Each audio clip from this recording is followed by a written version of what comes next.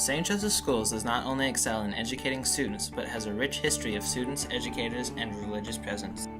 St. Joseph's Catholic Elementary School was founded in 1877 and is the oldest Catholic school in all of Utah. In 1878, the Holy Cross Sisters opened the first Sacred Heart Academy for girls on 26th and Washington. In 1882, the Holy Cross Sisters also founded St. Joseph's Parish School in Ogden across from the Sacred Heart Academy. This school was for boys, 1st through 8th grade. They replaced these schools with a co-ed elementary school on 28th and Lincoln that was formally dedicated on September 24th of 1923. The sisters were in charge of everything at St. Joseph's Elementary, from administration to Christmas programs. In 1929, the Holy Cross Sisters founded St. Joseph's High School at the same site as the elementary on 28th and Lincoln. Carolyn Wold, a former student, shares her experience with St. Joseph Elementary. I went through 1st grade to 10th grade at St. Joe's, down on Lincoln, 28th Street. Carolyn Wold remembers the best times of elementary school, lunchtime and recess. The things I remember the most is the cafeteria was in the basement, and it was run by the volunteers, the mothers, and they fixed your lunch. And we used to sit down in the cafeteria, and then also when you went out to recess or went out at lunchtime, the playground was divided. So if you were facing west, on the right was the girls and on the left was the boys, and never the twain should meet. And I remember in the west north corner is where we used to play baseball. Not softball, not the big ball, the little ball, the girls. And the boys would do the same, only they were more to the center of that playground. And the playground was mostly gravel and some weeds. I remember that.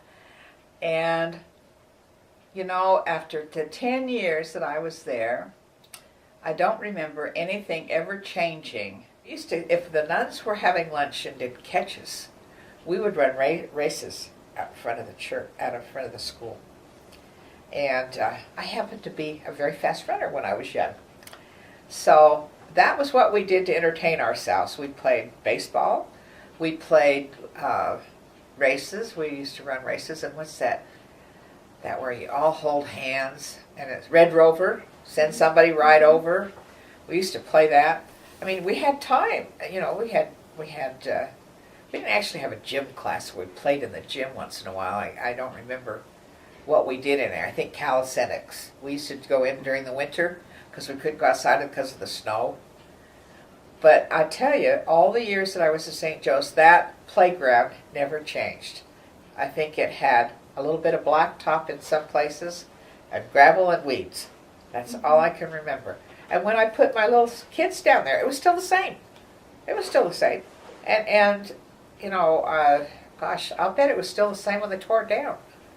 But there was always a nun out on the playground with a whistle so that we, you know, if we were misbehaving, there was corrections made. There was a few broken windows. People would throw rocks at the windows. The girls' restroom had a radiator where we all used to congregate. And it had 2 sinks, as I remember, and 2 mirrors. And of course, being teenage girls, you know, we occupied a lot of time in front of those mirrors at the radiator until the sisters would come, the nuns, and shoo us out. Shoo us out. But we always used to have Mass on special occasions on the lower floor, and it was cement, as I recall. And the altar was on the west, and all of us students were standing during Mass. When I got to 4th grade, I think the reason I remember it so much is Sister Hilaire, Sister Mary Hilaire, absolutely scared the living daylights out of me. And we had a split class. It was part 4th grade, part 5th grade. 5th grade was on her left, and 4th grade, which I was in, was on her right. And what I remember so much was that she terrified us all, because she was the one that would make you stand up and add these long columns, and I was so frightened. Then our Sister Mary Archangel was our principal, but she was also our teacher in our 10th grade. And I can remember she was tall and very slender, and she would fly whenever she walked. She never just walked. She would fly, and that habit would just be flying. Okay, it resembled a halo, except it was pleated all the way around. And then they wore the black, and then they had a white, stiff piece of cardboard-like thing that kept their neck very, and it had at the end a silver, heavy silver medallion with, I think it had the Sacred Heart on it, and it was a picture of the Sacred Heart. And I do remember Sister Corinne, and she was a very calm, very nice, sweet, and everybody behaved in her class. So they were all of our teachers. In fact, we did not have any teachers at the time that I was there that were not nuns. They were all nuns. And when I had my own children in there, not much has changed in terms of behavior over the years. A group of students will always decide to do something just because they can.